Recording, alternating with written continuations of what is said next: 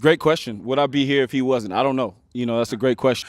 For Coach Carroll to be here and for him to, have me as a part of this thing and to be able to lead this thing, it's a dream come true. But also, he understands what I'm about. I understand what he's about. But this rookie class is very mature. A lot of guys who played a lot of football, they understand how to work, and they're pros.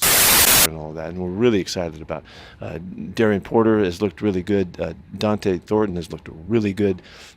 Both the two offensive and defensive linemen that we took, all four of those guys are factoring in already. Talk us a little about Gino. We have a big background, because for the longest time Gino didn't play. I've never been around a guy who was so consistently focused on I could be playing the very next play, and so I've got to be ready. And he did it for years. Every single year in the NFL, there are teams that are known as a powerhouse, teams that are known for having double-digit win seasons, and they end up at the end of the year not making the playoffs, having a single-digit type of down year. Teams like the San Francisco 49ers that went 6-11, teams like the Cincinnati Bengals that went 9-8. And then we also, on the other spectrum, have teams that no one saw any type of success for them, but yet they were able to have a double-digit type win season. One, the Washington Commanders going 12-5 for the year, or even the Minnesota Vikings going 14-3. What I'm about to say, it's not hyperbolic. I'm not doing this for views. I'm not doing this to stroke my ego. I genuinely believe right here, right now, in this moment, that the Las Vegas Raiders will be that team that goes from a 4-13 type of team to a double-digit winning type team. This team can definitely go 10 wins, 11 wins, 12 wins. It's possible.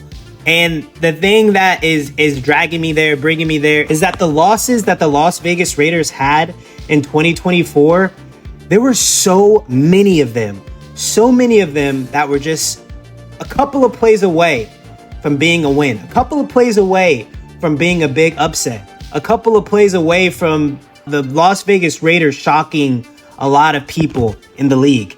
And to go with it, having Gardner Minshew as your starting quarterback, having Aiden O'Connell as your starting quarterback, having Desmond Ridder in your quarterback room, and understanding that there is a chance that he can play, those are all huge negatives, unfortunately, for your quarterback room. Getting in a veteran like Geno Smith, a quarterback that has gone to the playoffs before, something that the previous starting quarterbacks for the Raiders have no experience in, have no idea what that is like in making the playoffs. Freaking Geno Smith has at least been there, done that. And listen to these unfortunate, heartbreaking losses that you guys dealt with. In week 7 against the Los Angeles Rams, you guys lose 15-20, so just a touchdown away. Kansas City Chiefs, the following week, you lost 27-20. And in week 12 against the Kansas City Chiefs in Arrowhead, you guys lost 17-19 in a gut-wrenching performance, 9-15 in week 14 against the Atlanta Falcons. So many of these close losses. You guys beat the Baltimore Ravens in Baltimore in week 2. In case you guys didn't know, 26-23. You guys beat the Baltimore Ravens in week 2. I know most of the Raiders fans probably forgot about that win, but I'm here to remind you that you guys can compete with the best. And the one thing that is getting me there, the one thing that I'm fully confident in is the run game, right? This kid in Ashton Jeanty, he is a tackle-breaking machine with crazy vision. This combination is going to be something that the Raiders haven't seen since Marcus Allen, since Bo Jackson, hell, even since Josh Jacobs. And I believe Ashton Jeanty has the possibility of being the greatest Raiders running back in history. To where if you're telling me he is beating people like Marcus Allen and that feature, if you're telling me he is going to be competing with the impact of Bo Jackson, going to be competing with the impact of Josh Jacobs. Like, there is something to be said about how Ashton Jeanty has the legitimate impact of being not one of the greatest running backs and, of course, hit NFL history, but to really capsulate it, to make it a real personal thing for Raiders fans. This could be one of the best players to ever put on a Raiders uniform in Ashton Jeanty. I mean, turn on the tape and tell me no. Tell me you're wrong, Miles. It's in the air. It's higher of a chance than anyone I can ever think of in recent memory. I mean, you do have defensive legends. Max Crosby is definitely going to be a guy where that jersey might be retired, and number 98 may never be worn by another player again. I know there's a lot of defensive legends, but when it comes to the offensive side of the ball with Ashton Jeanty, I genuinely believe that this kid has an opportunity to make a lot of great things happen. He's an absolute workhorse. 374 carries, 2,600 yards, 29 touchdowns in 2024. That's the single season rushing performance in FBS history. That's in Las Vegas right now. The contact balance is crazy through the roof, elite. He has phenomenal third down upside as well. This kid can catch. He's not just a running type of dude. He just didn't catch a lot at Boise State because that's not what the code was. They wanted to run the ball clearly with the 374 carries, but he has strong hands. He has the ability to catch the screen passes. He has the ability to catch the checkdowns. He's a pure athlete. He's just one of those dudes. Pete Carroll and Chip Kelly are building around Ashton Jeanty. They're seeing him as that legit missing piece to fix that one-dimensional backfield. So you have a Brock Bowers now in the passing game. There's another kid that we're going to talk about shortly that we haven't discussed within the offensive approach. And then you have, Jack we like a lot as well. And you have Geno Smith. Truly bank on over any of the quarterbacks, any other quarterback, over Cam Ward. Ashton Jeanty, when things click, if things click, he will be the offensive rookie of the year. And I don't know if there anybody that even a Raiders hater, a Chiefs fan, a Broncos fan, do y'all see that as a legitimate yes? No, that's reality. Even though we hate the Raiders, no, it's a true reality that Ashton Jeanty is more than likely going to be the rookie of the year. You see the break tackle ability in college. You see the speed, the breakaway speed, the contact balance. Y'all think that just goes away in the next level in today's game? No. The Raiders finished dead last in the rushing game last season, and Ashton Jeanty is going to be a forever game changer of that. You guys will never be here again as long as Ashton Jeanty is in the building.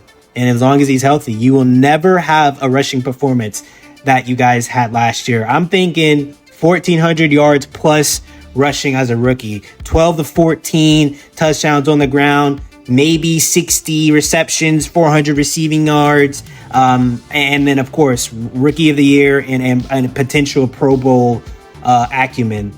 I just believe this specifically to these names.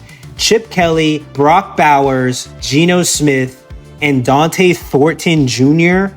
are all about to directly impact the successes of Ashton Jeanty in week 1. Whoa, Miles, what are you talking about? Dante Thornton Jr., you brought that out of nowhere. This kid is going to be a vertical field stretcher. He's not just some tweener. This is a legit 4.3 speed type of kid, 6'5", so has the size. So having that speed and size combination, that's Calvin Johnson, that's DK Metcalf, that huge type of weapon. That's going to bode so well for play action. Ashton Jeanty on first down. Ashton Jeanty on second down. Ashton Jeanty picks up the first down on third down. Ashton Jeanty on first down. Oh no, play action. Mr. Dante Thornton Jr. down the field. And of course, you have Brock Bowers that's going to be taking so much attention from the linebackers and from the safeties. It's going to be one-on-one a lot of the times when it comes to Dante Thornton Jr. anytime and every time he is going to be out there. That kid, looking at his film, he has all the chance in the world to hit on a crazy clip. And if we're talking production, 25.5 yards per catch in his last year at Tennessee, and that was second in FBS with 7 receptions of 20 plus yards in the air. So the kid backs it up, not just in college football, but to be more specific in the SEC. For Pete Carroll to see that within the draft, to identify this exact type of profile of stretching downfield, big body threat, and to pick him up, that's very much the Al Davis approach, a deliberate match with the silver and black DNA.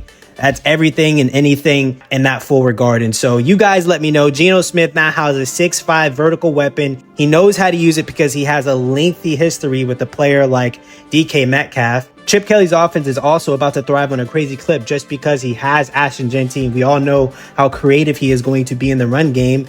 And then Pete Carroll is going to have this entire team in such great spirits from week to week. They're going to love coming to work because they play for Pete Carroll.